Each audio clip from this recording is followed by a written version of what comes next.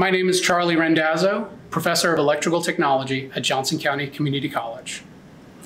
The Electrical Technology program is a 30 credit hour certificate designed to give students the basic skills for entry-level employment as a residential or commercial electrician.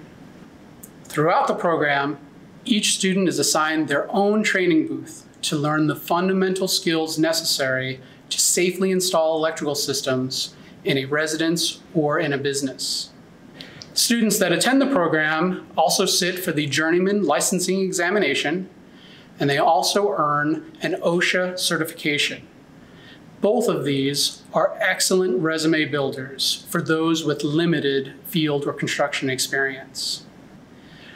Due to a high demand for qualified applicants, job opportunities as an electrician are very high within the Johnson County area. Entry into the electrical technology program is competitive, and spots typically fill within the first few weeks of enrollment opening in March. Department approval is required to enroll in any course within this program. Thank you for your interest in electrical technology, and I look forward to hearing from you soon.